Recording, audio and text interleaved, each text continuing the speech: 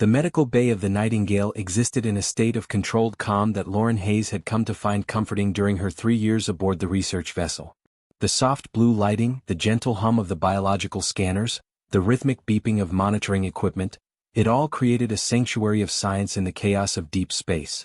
Lauren stood at her primary workstation, carefully cataloging tissue samples from their latest survey of the Terminus Nebula, when the console beside her erupted with an alarm she had never heard before.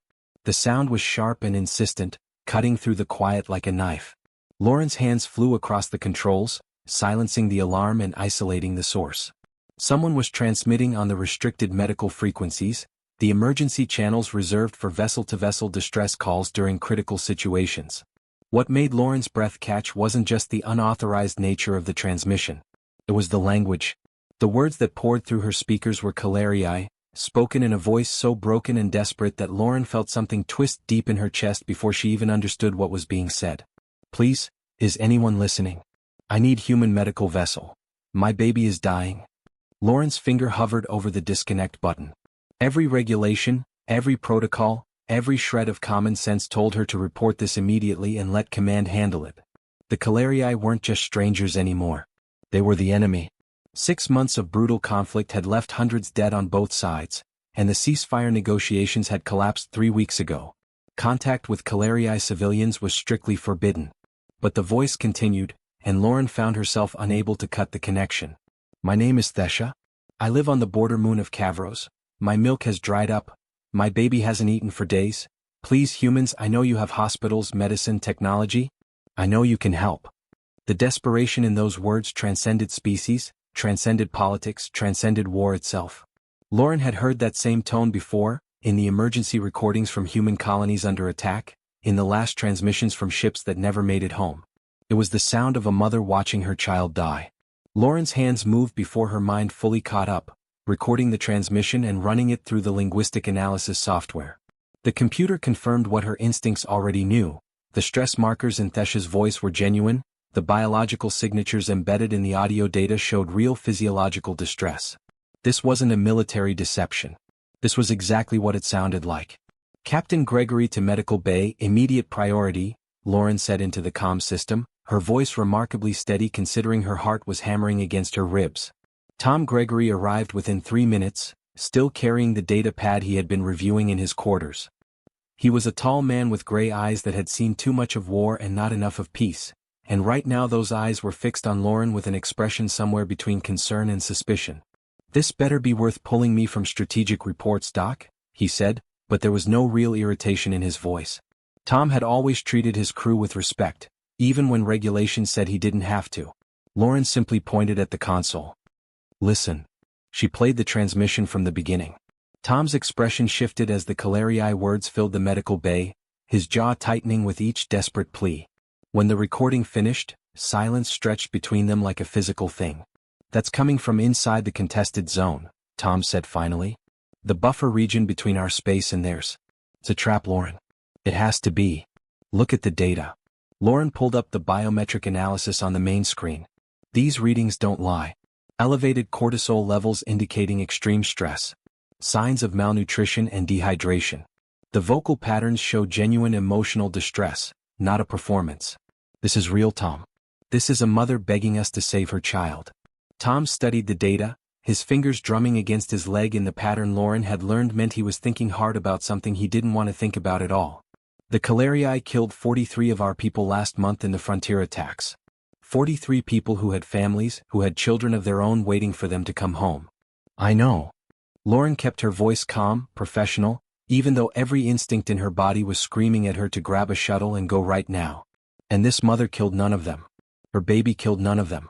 They're civilians caught in the same nightmare we're all living through. Tom turned away from the screen, pacing the length of the medical bay. Lauren watched him struggle with the decision, saw the way his shoulders tensed and released, the way his hand kept moving toward his comm badge and then falling away. He was a good captain, which meant he understood that some decisions couldn't be made by regulations alone. If command finds out about this, they'll have my commission, Tom said quietly. They'll have all our commissions. You understand that, right? This isn't just bending the rules. This is shattering them into pieces. I understand. Lauren moved to stand in front of him, forcing him to meet her eyes. But I also understand what it means to be a doctor. I took an oath, Tom. First, do no harm. That doesn't come with a species exemption clause. That doesn't stop applying just because politicians declared war. Tom looked at her for a long moment, and Lauren saw something shift in his expression. She realized he was seeing his own wife in her face, remembering the fierce protective love that came with being a parent. His daughter was 7 years old, back on Earth with her mother, waiting for Daddy to come home from the war. This stays completely off the official logs, Tom said, and Lauren felt her heart leap. Take the medical shuttle. Kyle Peterson and Yuki Tanaka go with you for security. You have 12 hours, Lauren. 12 hours to get in, help this mother and her baby, and get out. After that, I'm calling you back whether you're done or not. Understood. Understood. Lauren was already moving toward the equipment lockers, pulling out the emergency medical kits with practiced efficiency. I'll need the pediatric supplies. And Tom, I'll need the lactation synthesizers. Tom's eyebrows rose. You think their biology is that similar to ours? Lauren paused, a medical case in each hand, and looked back at him. Similar enough that we've been killing each other very effectively for 6 months. Similar enough that our weapons work on their bodies and theirs work on ours. Similar enough that maybe, just maybe, I can keep one of them alive instead of watching another one die in this stupid war. 20 minutes later, Lauren sat in the pilot's seat of the medical shuttle, running through the pre-flight checklist while Kyle Peterson settled into the co-pilot position and Yuki Tanaka secured the medical equipment in the rear compartment. The shuttle was small, designed for rapid response rather than comfort, and it detached from the Nightingale with barely a whisper of maneuvering thrusters. As they slipped into the darkness between stars, Lauren looked at the coordinates Thesha had embedded in her transmission. A small moon, barely big enough to hold an atmosphere, orbiting a gas giant in the neutral buffer zone. It was the kind of place people went when they had nowhere else to go, when the war had taken everything and left them with nothing but desperation and hope. Lauren tightened her grip on the controls and pushed the throttle forward. Somewhere ahead in the darkness, a baby was dying. And for the first time in 6 months of war, someone was actually going to try to save a life instead of taking one.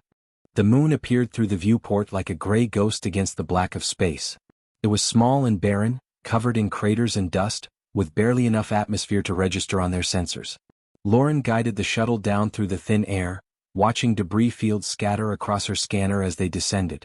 The wreckage of ships floated in lazy orbits around the moon, cargo vessels torn apart by weapons fire, their contents spilled into the void like the guts of some massive beast. Those were supply ships, Yuki said from the back compartment, her voice tight. Medical supplies, food containers, civilian equipment. Someone hit a Calariai relief convoy. Lauren said nothing, but her hands tightened on the controls. War had a way of making monsters out of everyone. She had seen what happened when supply lines got cut, had treated refugees who fled from starvation rather than bullets. Sometimes the cruelest weapon wasn't the one that killed quickly. The coordinates led them to a cluster of damaged structures on the dark side of the moon, hidden in the shadow of a massive crater wall. As they came closer, Lauren could see that the buildings were prefabricated emergency shelters, the kind that relief organizations dropped on disaster sites. But these shelters were old, patched with scrap metal and sealed with whatever materials the occupants could find. This wasn't a military installation. This was a refugee camp, forgotten and left to die in the darkness.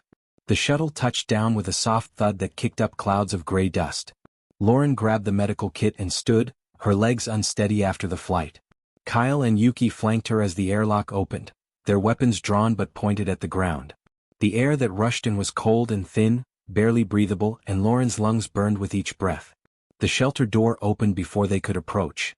Thesha emerged into the dim light, and Lauren felt her heart clench.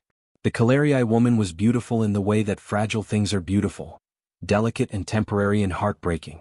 Her skin was pale lavender, marked with darker purple patterns that swirled across her face and arms like watercolors.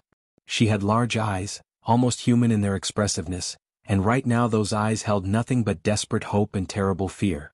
But it was her body that made Lauren's medical training kick into overdrive. Thesha was dangerously thin, her clothes hanging off her frame like fabric on a skeleton. She moved with careful slowness, the kind of movement that came from having no energy to spare.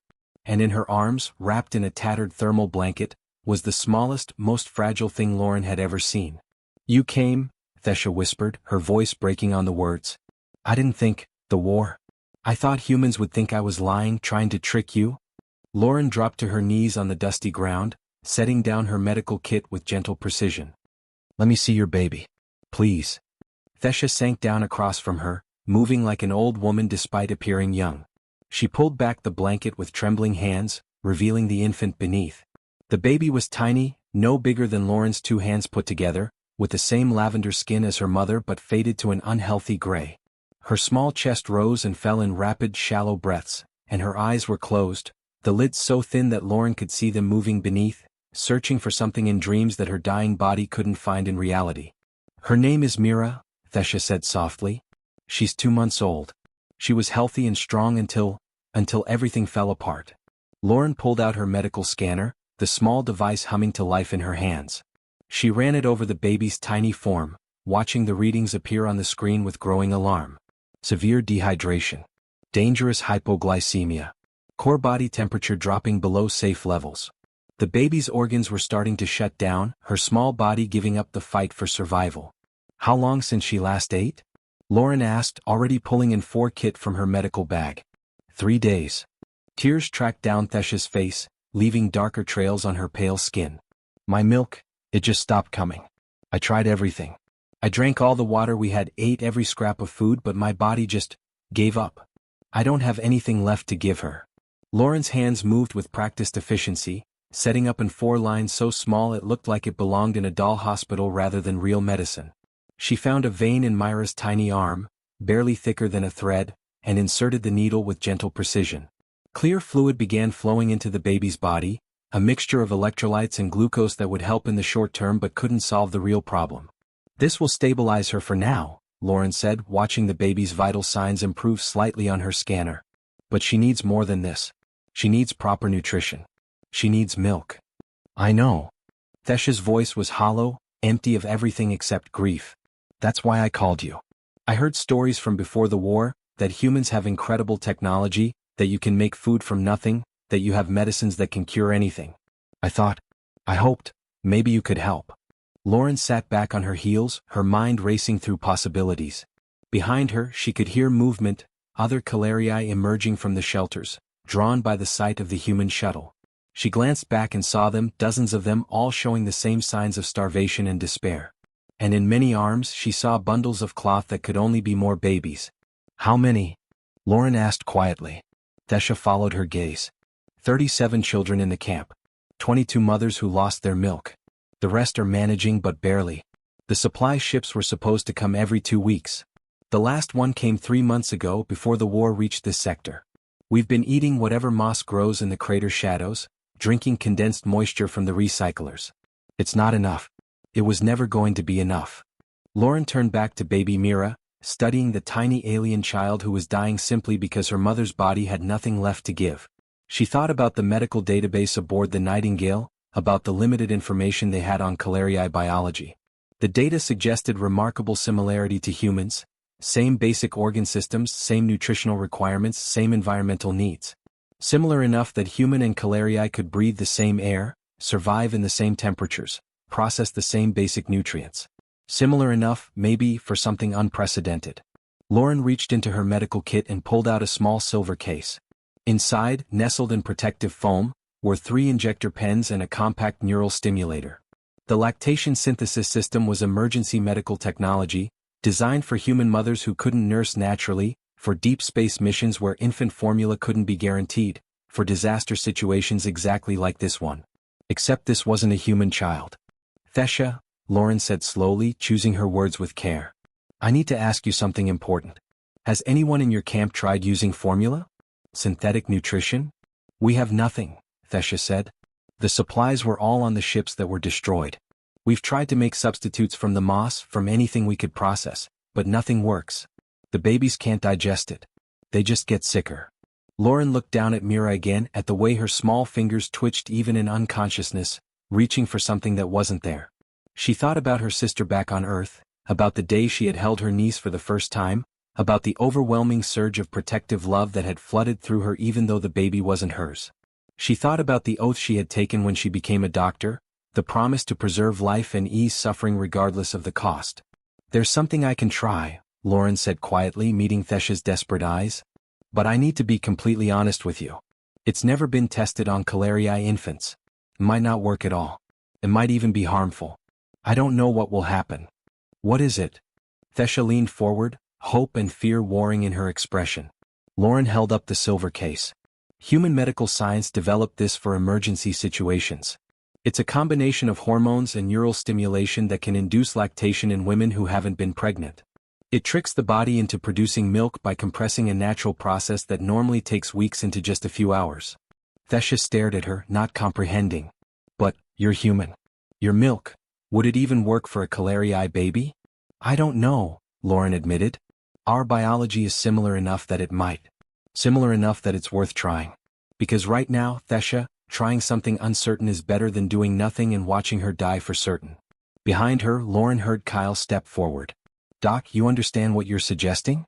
Command will crucify you for this. Using experimental medical procedures on an alien species without authorization, without testing, without any kind of approval. They can court-martial me after we save her, Lauren said, already rolling up her sleeve. Yuki moved to her side, opening the medical kit wider and pulling out the monitoring equipment they would need. What do you need me to do? Lauren looked at her colleague, seeing the same determination in Yuki's eyes that she felt burning in her own chest. Monitor my vitals during the procedure. The hormone cascade can be dangerous if it goes wrong. And prepare to help me feed her when it's done. She turned back to Thesha. This is going to hurt, Lauren said softly. The process is fast and it's not natural. My body is going to fight it.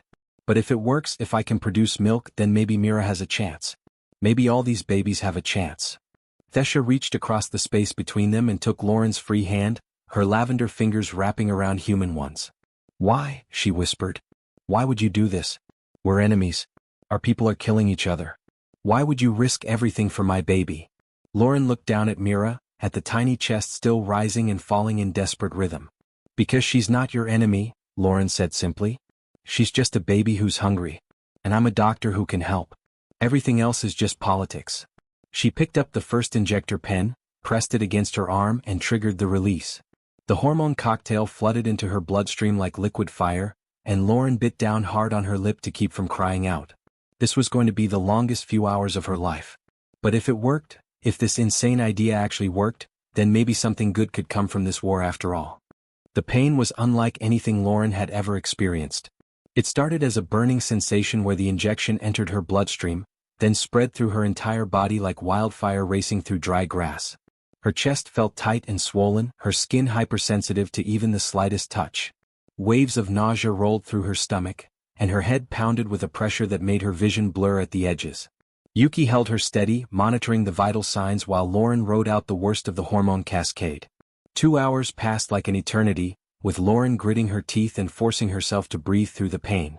The lactation synthesizer wasn't designed to be comfortable, it was designed to work fast, to save lives in emergency situations where every minute counted. And then, gradually, the pain began to shift into something else. A strange fullness in her chest, a tingling sensation that was uncomfortable but no longer agonizing. Lauren looked down and saw the obvious changes in her body, felt the unfamiliar weight and pressure that meant the impossible was actually happening. It's working, Yuki said softly, checking the readings on her medical scanner. Your prolactin levels are elevated. Your body is producing milk. Lauren looked across at Thesha, who had been watching the entire process with wide, disbelieving eyes. Baby Mira lay between them, the force still feeding fluid into her tiny body, but her breathing had stabilized slightly. She was still dying, just more slowly now. Bring her here, Lauren said, her voice hoarse from the pain she had been suppressing. Thesha lifted her daughter with trembling hands, moving around to Lauren's side. Lauren had never nursed a baby before, had never even considered the possibility, but instinct took over where knowledge failed. She positioned Mira carefully, supporting the tiny head with one hand, and brought her close. For a moment nothing happened. Myra's eyes remained closed, her small body limp and unresponsive. Lauren felt her heart sink, felt the terrible fear that they had come all this way, that she had endured all that pain, only to fail at the final moment. Then Myra's head turned just slightly. Her small mouth opened. And with an instinct older than civilization itself, older than space travel or war or the divisions between species, the baby latched on and began to feed. Lauren felt tears streaming down her face before she even realized she was crying. The sensation was strange and overwhelming, but beneath the physical strangeness was something profound and ancient. The simple act of feeding a hungry child, of giving life instead of taking it. Myra's small body relaxed as she nursed, her desperate shallow breathing gradually becoming deeper and more regular.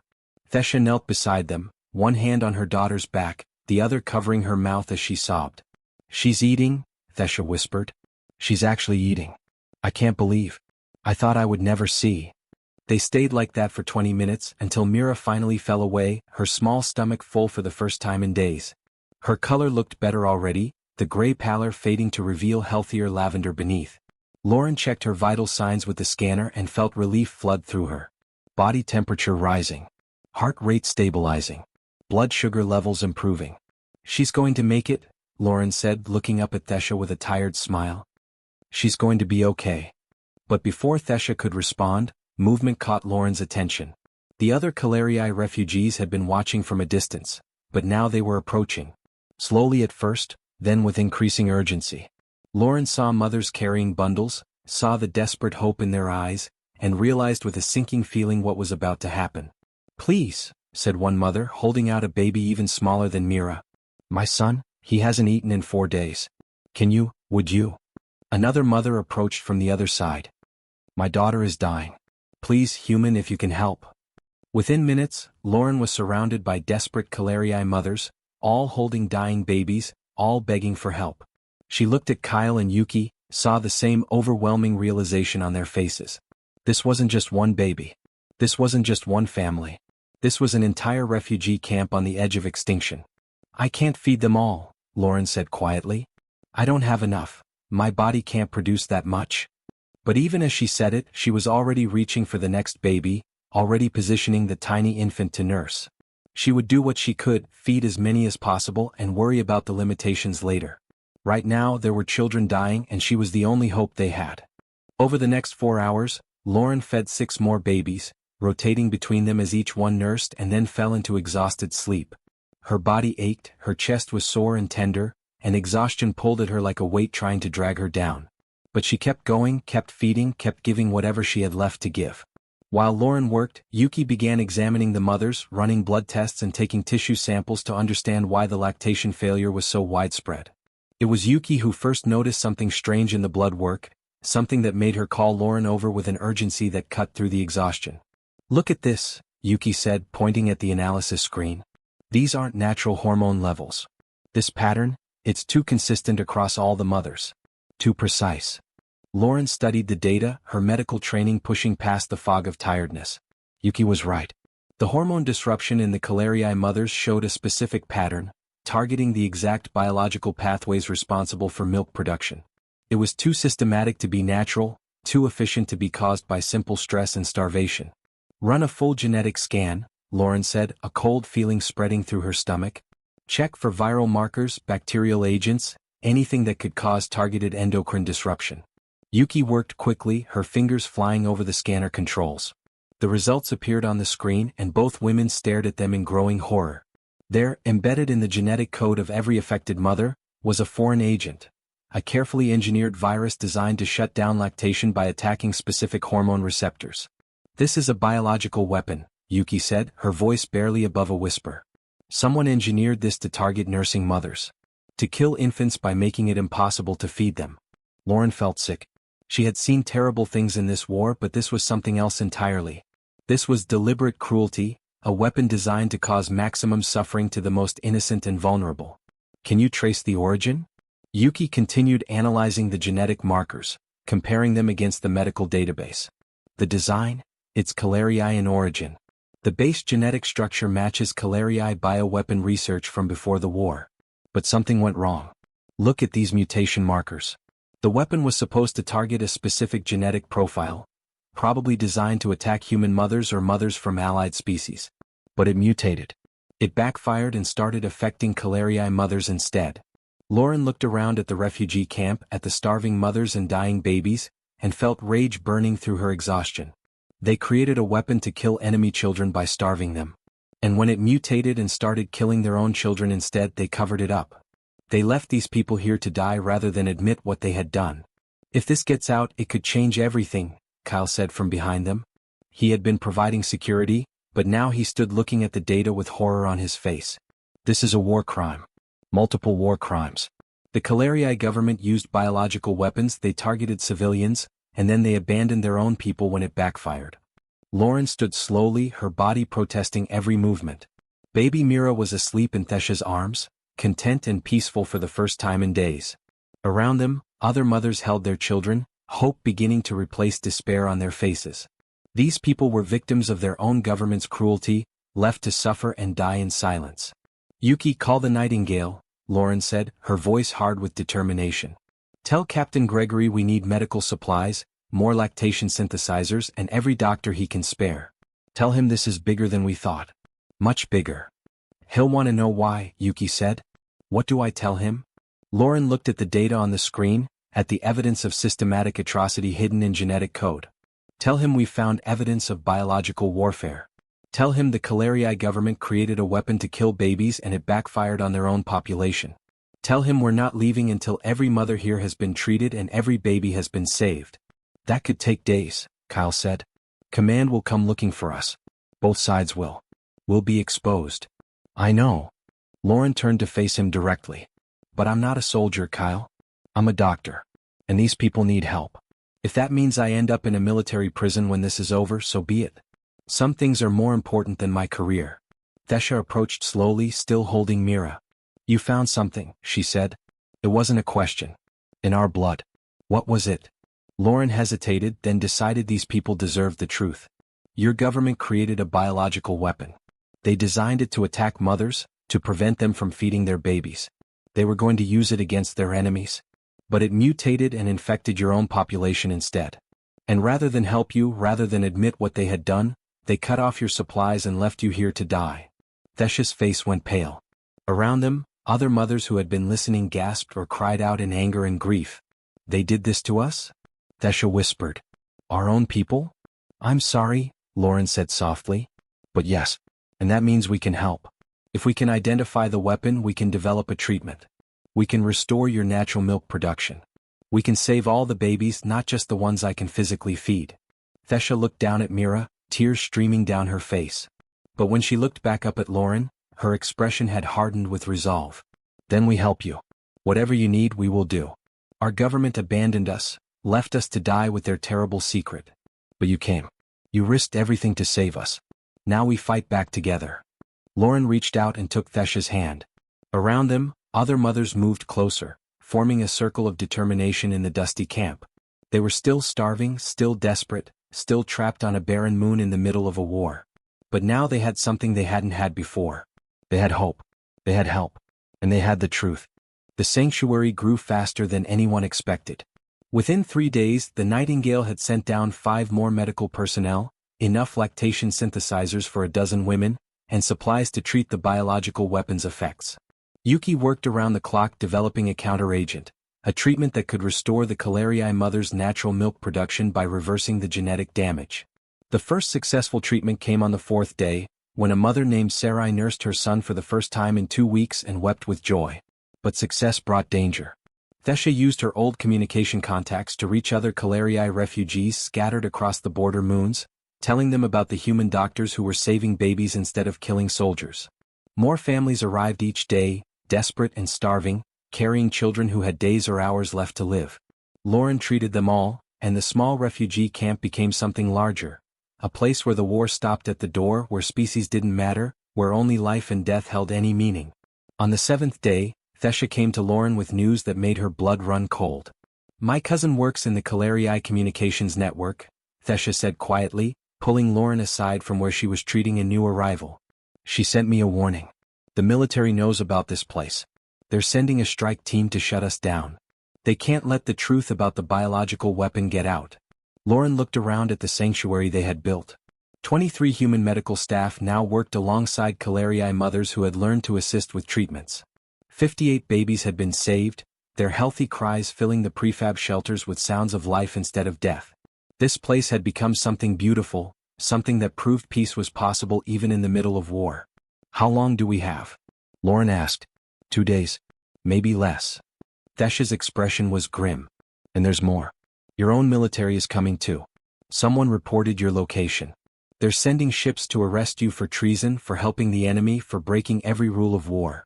Lauren had known this moment would come eventually, had accepted the consequences of her choices from the beginning. But she had hoped for more time, hoped to save more babies before the hammer fell. "Then we prepare," she said simply. "We make sure everyone knows what's happening here. We make sure the truth gets out before they can silence it." That night, Kyle set up communication relays while Yuki helped Thesha record everything. The medical data proving the biological weapon, video testimonies from the affected mothers, footage of human doctors treating Calariai babies and Calariai mothers helping human staff. They sent it all through encrypted channels to news networks on both sides, to civilian organizations, to anyone who might listen and care.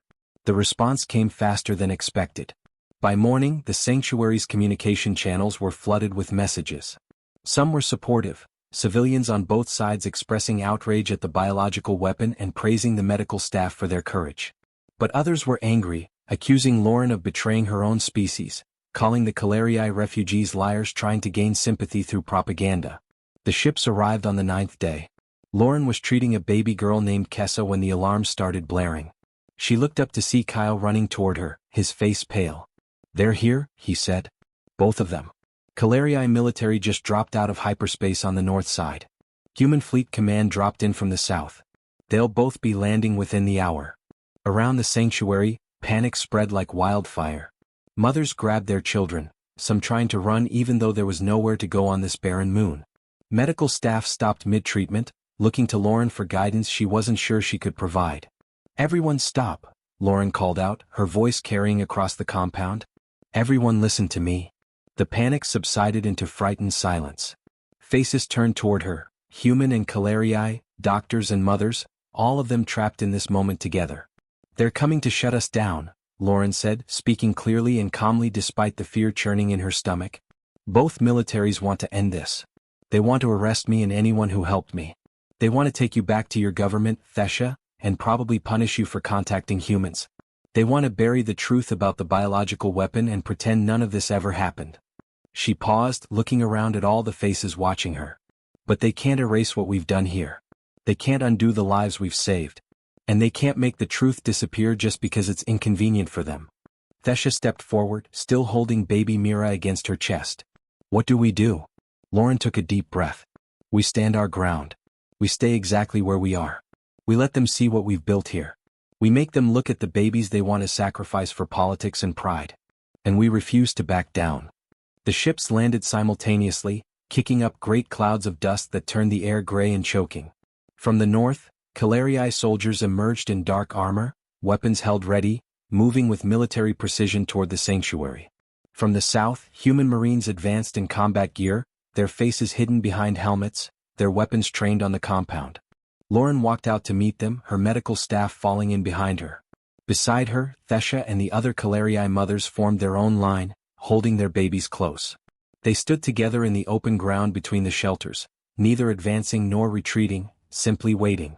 The two military forces stopped when they saw each other, suddenly aware that this simple arrest had become something more complicated. Human marines and Calariai soldiers stared at each other across 50 meters of dusty ground, their mutual target standing in the middle looking completely unafraid.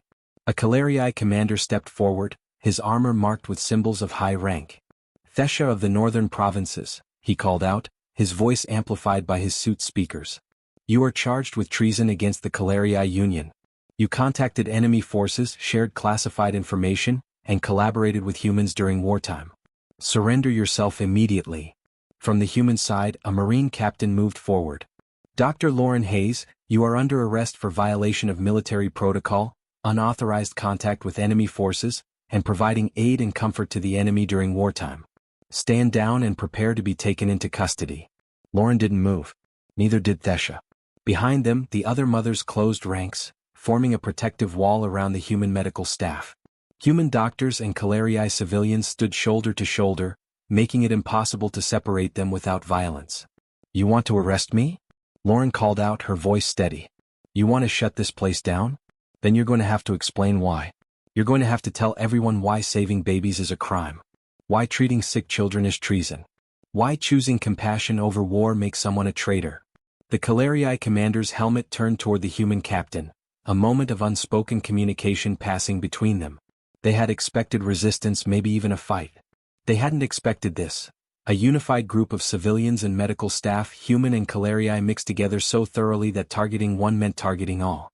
"This operation is illegal," the human captain said. "Dr. Hayes, you've violated every regulation regarding contact with enemy species during wartime. The consequences." "The consequences?" Yuki stepped forward, her voice sharp with anger. "Let me tell you about consequences. 58 babies were dying. 58 children who never hurt anyone, who never fired a weapon, who never chose to be born during a war. We saved them. That's the consequence of our actions. Life instead of death." A young Marine near the front of the human formation lowered his weapon slightly. "Sir," he said to his captain, "there are children here. I can see them. Is this really what we're doing? Arresting doctors for saving kids?" The Calariae commander's attention snapped to his own forces. "Hold formation," he ordered, but Lauren could hear the uncertainty in his voice. This wasn't a military target.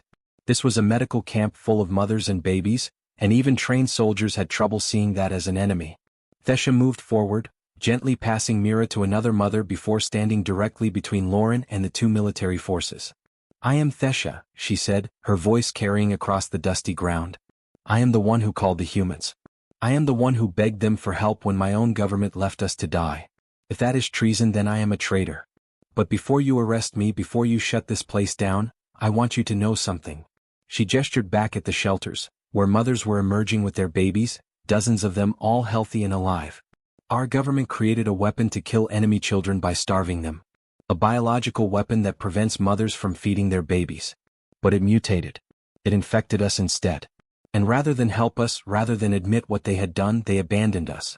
They cut off our supplies and left us here to watch our children die." The Calariae soldiers shifted uncomfortably. Some of them lowered their weapons, looking at each other with confusion and doubt. "These humans came when no one else would," Thesha continued, her voice growing stronger. "This doctor injected herself with their medicines, changed her own body to produce milk, and fed my daughter when I couldn't. She risked her career, her freedom, maybe even her life, to save a baby that wasn't even her species. And you call that treason?" More Calariae mothers moved forward now, each one holding a child, each one standing between Lauren and the soldiers. They formed a living shield, mothers protecting the doctor who had protected them. On the human side, medical staff did the same, moving to stand with Lauren despite the weapons pointed at them. Kyle and Yuki flanked her directly, making it clear that anyone who wanted to arrest Lauren would have to go through them first. The standoff stretched out, silence filling the space between the two forces. Then, slowly, one of the Calariae soldiers removed his helmet. He was young, barely old enough to be in the military, and his lavender face was streaked with tears. "My sister is here," he said quietly, looking at his commander. "I didn't know. She was listed as missing after the supply convoy was destroyed. But she's here. I can see her." He pointed at one of the mothers in the protective line. "You want me to arrest her for surviving? For saving her baby?" The commander said nothing, but his weapon lowered slightly. From the human side, the young Marine who had spoken earlier took off his helmet too. "This is wrong, sir," he said to his captain. "I joined to protect people, not to arrest doctors for saving lives. I won't do it." One by one, other soldiers on both sides began lowering their weapons. Not all of them. Some maintained discipline, kept their positions, stayed ready to follow orders. But enough broke ranks that the military formation began to crumble, replaced by something more human and less certain.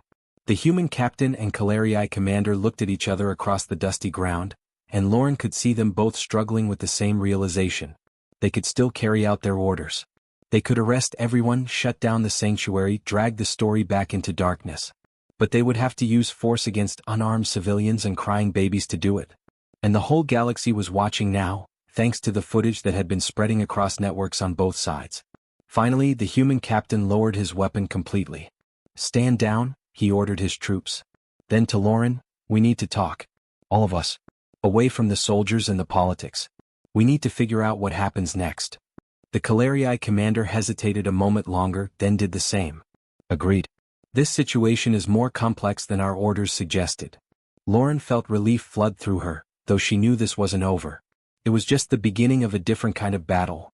One fought with truth instead of weapons, with compassion instead of violence. As both military forces stood down and the protective circle of mothers began to relax, baby Mira started crying in her caretaker's arms. The sound carried across the silent battlefield, a small voice demanding attention, demanding life, demanding a future worth living in. And in that moment, Lauren knew they had already won. The scandal broke across the galaxy like a supernova. Within hours of the standoff at the sanctuary, the footage spread to every corner of human and Calariai space. Images of mothers protecting doctors, of soldiers refusing orders, of babies saved by enemies who chose compassion over conflict. The biological weapon data that Yuki had documented became impossible to ignore, and the Calariai government's attempts to deny it crumbled under the weight of genetic evidence and testimony from their own abandoned citizens. The ceasefire came 3 days later. Both governments, facing massive public outrage and pressure from civilian populations who were horrified by what they learned, agreed to immediate peace negotiations. The war that had killed thousands ended not with a decisive battle but with the image of a human doctor nursing an alien baby, proving that some bonds were stronger than hate. Lauren's sanctuary became something official, something sanctioned and supported rather than hidden and illegal. Medical supplies poured in from both sides. More doctors arrived, human and Calariai working together to treat the mothers affected by the biological weapon. The counteragent that Yuki developed was refined and mass-produced, distributed to every affected population they could find. What had started as one desperate mother's plea became a full humanitarian mission that crossed the battle lines and made them irrelevant. The work consumed Lauren completely. Days blurred into weeks as she treated patient after patient, taught other doctors the lactation synthesis procedure, and helped establish protocols for cross-species medical care. Her own body eventually stopped producing milk as the synthesizer's effects naturally faded, but by then it didn't matter. The Calariai mothers had recovered their natural functions, and the sanctuary had enough medical staff to handle any new arrivals. 347 babies were saved in the first 6 months. Lauren knew the exact number because she kept a list, recording every name, every small face, every life that had been pulled back from death's edge. Some nights she would read through that list and marvel at how one unauthorized transmission had cascaded into something so much larger than she ever imagined. The peace negotiations dragged on for months, complicated by questions of reparations, territorial disputes, and the prosecution of those responsible for creating the biological weapon. Lauren gave testimony at the War Crimes Tribunal, presenting the medical evidence that condemned not just individuals but an entire military doctrine that had viewed children as acceptable casualties. Some of the Calariai military leaders were sentenced to life imprisonment. Others fled into exile, choosing disgrace over justice. Throughout it all, Thesha remained at the sanctuary, not as a refugee anymore but as Lauren's partner in building something permanent. They worked together to train new medical staff, to establish permanent facilities, to create protocols that would outlast both of them. Mira grew stronger each day, transforming from the dying infant Lauren had first held into a healthy, active baby who crawled everywhere and laughed at everything. Lauren watched that transformation with a strange mixture of joy and melancholy. She had saved Myra's life, had literally given her own body to feed the child when no one else could. But she had always known this was temporary, that eventually she would have to leave, would have to return to her own life and let Thesha raise her daughter without interference. The official end of the war came on a clear morning 6 months after the sanctuary's founding. Both governments signed the peace treaty in a ceremony broadcast across both civilizations, with representatives standing on neutral ground and pledging to never again let politics destroy innocent lives. Lauren watched from the sanctuary, surrounded by the mothers and babies she had saved, feeling strangely disconnected from the grand political theater playing out on the screens. The real peace had happened here, in a dusty refugee camp where enemies became allies because babies were hungry and someone chose to help. Everything else was just paperwork. 2 weeks after the treaty signing, Lauren received her official orders. She was to return to Earth for debriefing, evaluation, and formal recognition of her service. The court-martial charges had been quietly dropped, replaced with commendations and medals that Lauren didn't particularly want. But orders were orders, and she had always known this day would come. Packing her few belongings felt surreal. The small room in the sanctuary's medical wing had become home over the past months, more familiar than her quarters aboard the Nightingale had ever been. Lauren folded her clothes mechanically, her mind elsewhere, thinking about all the faces she would be leaving behind. Thesha found her sitting on her bunk, staring at her half-packed bag without really seeing it. "You're really going?" Thesha said softly, not quite a question. "I have to." Lauren looked up, seeing the Calariai woman who had become her closest friend over these intense months. "My service contract requires me to return for reassignment. And honestly, Thesha, you don't need me anymore. You have trained staff, established protocols, full support from both governments. The sanctuary will be fine without me. Fine, yes. But different. Thesha sat down beside her, their shoulders touching in the comfortable way of people who had worked side by side through crisis and exhaustion. You started this. You risked everything when no one else would. That matters. You started it, Lauren corrected gently. You're the one who made that transmission, who reached out across battle lines to beg for help. You're the one who had the courage to trust an enemy. I just answered. They sat in silence for a moment, the weight of everything they had been through hanging between them. Finally, Thesha spoke again. Mira wants to see you before you go. To say goodbye. Lauren felt her chest tighten. She had been dreading this particular goodbye, had been trying not to think about it. Of course. When? Now if you can. We're going to the spaceport to watch the transport ships arrive anyway. Mira loves watching the ships land. The spaceport had been rebuilt and expanded to handle the increased traffic that peace brought. Where once there had been only military vessels, now there were cargo haulers bringing supplies, civilian transports carrying families reunited after months of separation, and diplomatic shuttles ferrying negotiators between worlds. The war had left scars, but life was rushing back in to fill the spaces violence had emptied. Lauren walked through the crowded terminal with Thesha, drawing occasional glances from both species but no longer causing the shock and surprise she once had. Human and Calarii working together had become normal now, unremarkable, exactly as it should have been all along. Mira rode in a carrier on Thesha's back, her large eyes taking in everything with the endless fascination of a child discovering the world. She was 6 months old now, healthy and thriving, with lavender skin that glowed with vitality and a smile that could light up entire rooms. She babbled constantly in a mixture of sounds that would eventually become words in both languages. They found a quiet corner near the landing pads, away from the main crowds. Lauren knelt down as Thesha lifted Mira from the carrier, and the baby immediately reached for Lauren with small hands that had once been too weak to even grasp a finger. Hey little one, Lauren said softly, taking Mira into her arms. The baby settled against her chest with complete trust, and Lauren felt that familiar surge of protective love that had driven every decision she had made over these past months. Mira looked up at her with those large, expressive eyes, and suddenly made a sound that stopped Lauren's heart. Mama, the baby said clearly, one small hand patting Lauren's cheek. Then turning to Thesha, Mama, again with the same love and recognition.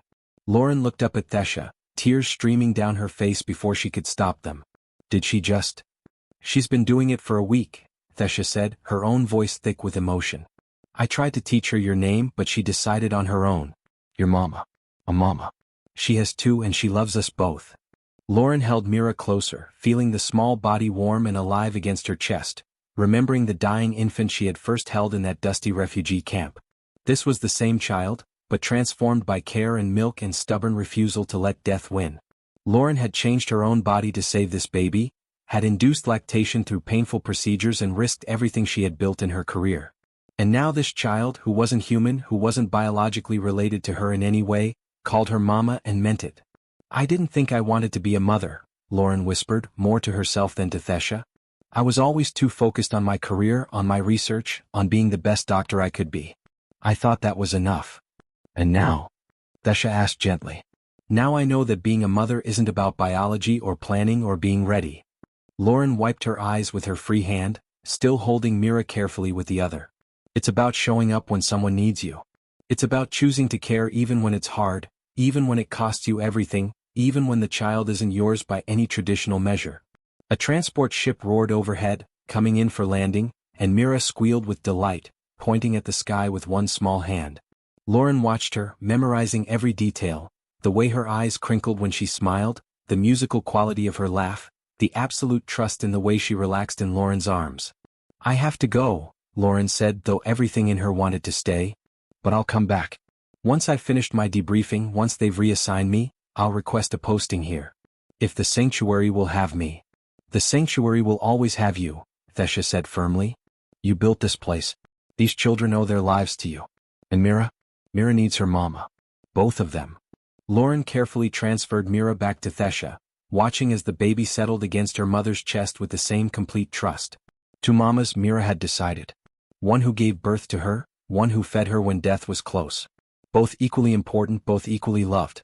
Take care of her, Lauren said, though she knew the words were unnecessary. Thesha would protect Mira with her life just as Lauren would have. Always. Thesha reached out and took Lauren's hand, squeezing it tight. "And you take care of yourself, Lauren Hayes. The galaxy needs more people like you. People who see a dying baby and don't think about politics or species or sides. People who just see a child who needs help and choose to give it." Lauren walked toward her transport, turning back one last time to wave at Thesha and Mira. The baby waved back, her small hand opening and closing in the universal gesture of goodbye, and Lauren heard her voice one more time, carried on the wind across the landing pad. "Mama?" Lauren stepped onto the transport, found her seat, and looked out the window as the ship prepared for departure. Below, she could see the sanctuary spreading across the barren moon that had once been just a forgotten refugee camp. Medical facilities, living quarters, green spaces where they were starting to terraform the surface. It was growing, becoming permanent, a physical testament to what happened when people chose compassion over conflict. The ship lifted off, and Lauren watched the sanctuary shrink into the distance, watched Thesha and Mira become tiny figures among the crowds at the spaceport. But she didn't feel like she was leaving them behind. She felt like she was carrying them with her, along with all the other children she had saved, all the mothers she had helped, all the lives that had been changed by one simple choice to answer a desperate call for help. The greatest human strength, Lauren had learned, wasn't technology or weapons or the ability to conquer and dominate. It was the capacity to see life as precious regardless of where it came from, to recognize that a baby's cry for food spoke a language older and more important than the divisions between worlds. She had become a mother not through biology but through choice, not through planning but through presence, not through giving birth but through giving everything else that mattered. And in doing so, she had helped end a war and start a peace that would outlast them all. As Earth appeared in the viewport ahead, Lauren closed her eyes and smiled, knowing that she would return to the sanctuary soon. Because once you became a mother, once you heard a child call you mama and meant it with their whole heart, you couldn't stay away forever. The milk of human kindness, it turned out, was more than just a metaphor. Sometimes it was literal, painful, transformative, and powerful enough to change the entire galaxy, one hungry baby at a time.